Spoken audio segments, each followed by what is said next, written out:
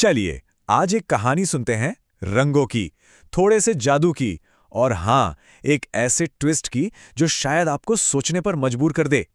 ये है कहानी सुनहरी पिचकारी की। तो कहानी है एक अकेली सी लड़की की, एक बहुत ही रंगीन त्योहार की और एक ऐसे चमत्कार की जो सब कुछ बदल कर रख देता है। ये एक ऐसी कहानी है जो हमें सीधा उम्मीद और अपनेपन के एहसास के दिल में ले जाती है। तो चलिए कहानी के पहले हिस्से में चलते हैं। मिलते हैं हमारी हीरोइन आराध्या से और उसकी दुनिया से, जो रंगों के त्योहार के बावजूद उसके लिए बिल्कुल बेरंग थी। जरा देखिए, एक तरफ तो पूरा गांव होली के जश्न में डूबा हुआ है और दूसरी तरफ हमारी आराध्या अपनी झोपड़ी में एकदम अकेली। यहीं से कहानी का सबसे गहरा कॉन्ट्रास्ट शुरू होता है। चारों तरफ फैली खुशी और एक इंसान का अकेलापन। आराध्या की दुनिया में आप जानते हैं, रंग थे ही नहीं, थी तो बस गरीबी और अकेलेपन की धूल। उसका हर दिन इसी कोशिश में गुजरता था कि शायद कचरे के ढेर में ही उम्मीद की कोई किरण मिल जाए। और फिर उसी निराशा के बीच उसे कुछ मिला। कचरे के ढेर में चमकती हुई एक सुनहरी पिचकारी। ऐसा लगा जैसे जैसे सूरज का कोई टुकड़ा ही हाथ आ गया हो। पर उसे क्या पता था कि ये सिर्फ एक पिचकारी नहीं, बल्कि उसकी किस्मत बदलने वाली चाबी थी। तो भाई अगला दिन था होली का। हवा में रंग घुले थे, खुशी थी। लेकिन आराध्या के लिए ये सुबह उम्मीद नहीं, बल्कि दिल टूटने का एक पैगाम लेके आई। पूरा गांव मानो खुशी से झूम रहा था।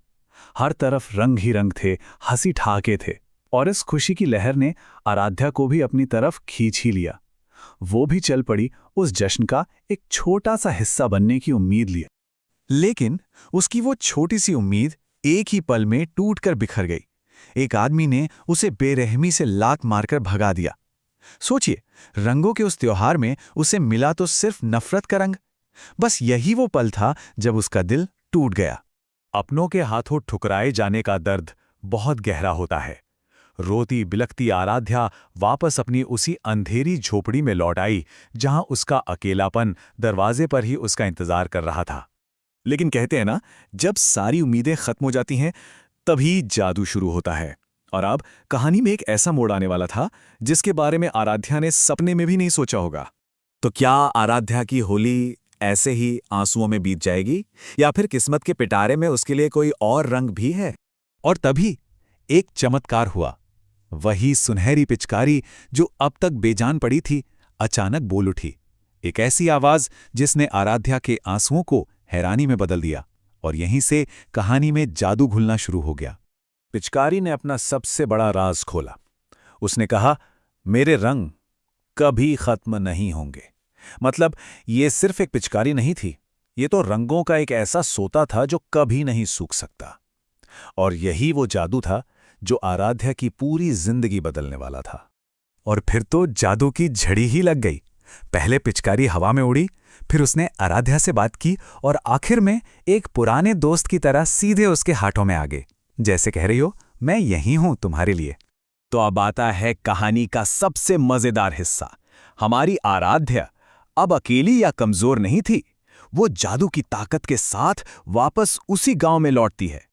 जैसे ही आराध्या ने गांव में कदम रखा, पिचकारी से रंगों की ऐसी बौछार हुई कि बस पूछो मत। लाल, नीला, हरा, पीला, ऐसे ऐसे रंग मानो पूरा गांव एक बड़े से इंद्रधनुष में नहा गया हो।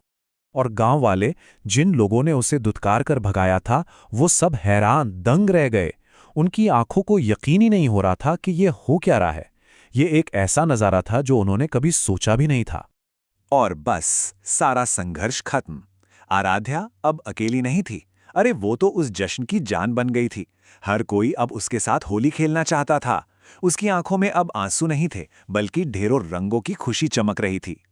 तो ऐसा लगता है कि कहानी का हैप्पी एंडिंग हो गया, है ना? लेकिन रुकिए, जरा ठहरिए। एक आखिरी मोड़ अभी बाकी है। एक ऐसा मोड़ जो आपको थोड़ा सोचने पर मजबूर कर देगा। और कहानी इस एक लाइन पर आकर खत्म हो जाती है। लेकिन अफसोस, किसी ने कमेंट में हैप्पी होली नहीं लिखा। है ना अजीब? ये एक लाइन हमें कहानी की उस जादुई दुनिया से बाहर निकालकर एक अलग ही सच्चाई दिखाती है। तो सवाल ये उठता है कि इस कहानी का असली जादू क्या है? क्या वो बोलने वाली सुनहरी पिचकारी, या फिर एक अकेली लड़की को समाज का वापस अपना लेना? या शायद असली जादू तो खुद इस कहानी को कहने और सुनने में ही है? खैर, इस सवाल का जवाब अब आपको खोजना है।